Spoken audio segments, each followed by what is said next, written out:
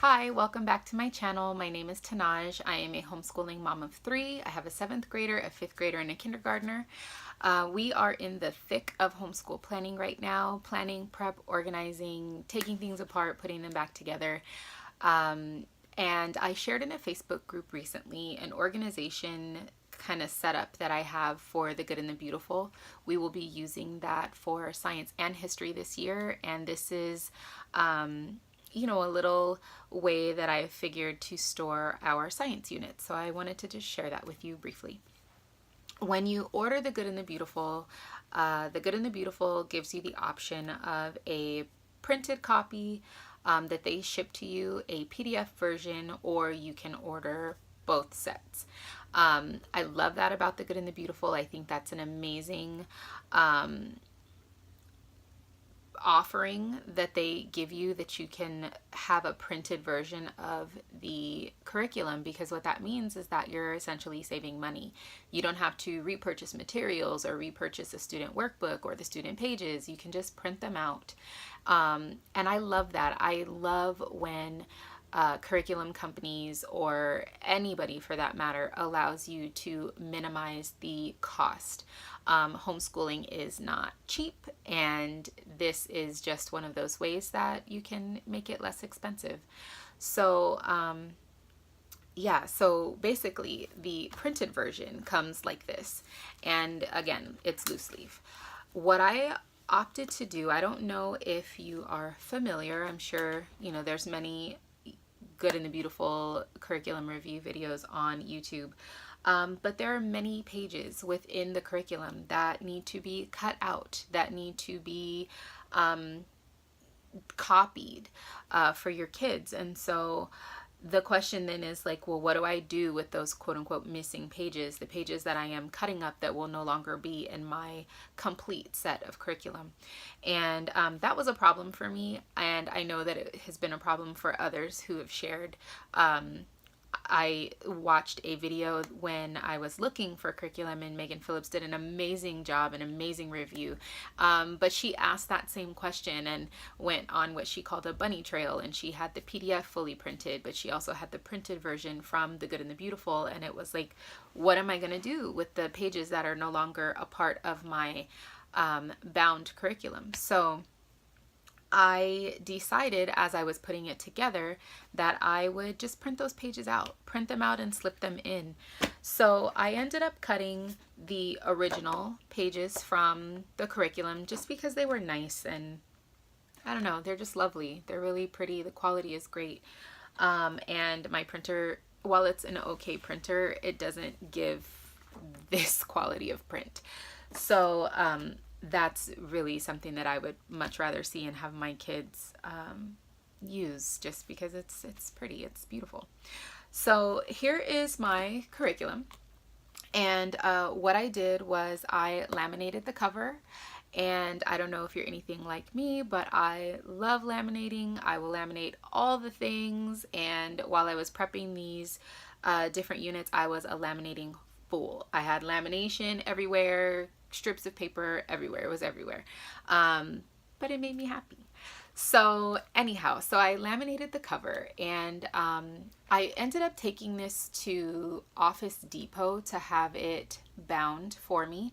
I had 2 full curriculum bound, and a back cover added, and my mini books were also bound and a back cover was added.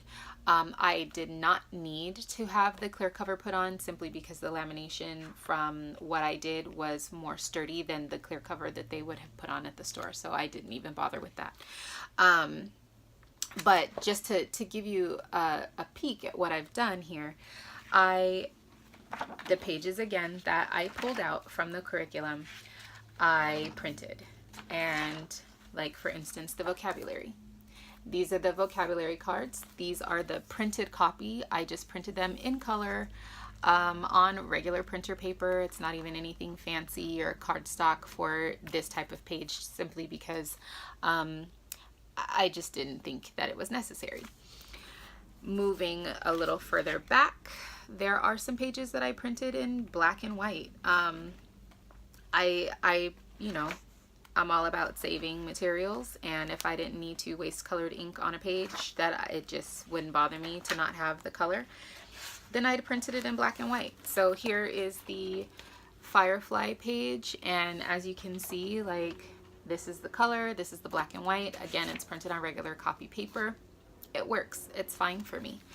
The other thing that I did was, when it came to the mini books, as I moved through and prepping this unit, little light bulb moments occurred to me, and I don't know if that happens with you, but it definitely happens with me. You just get kind of better as things go on, right?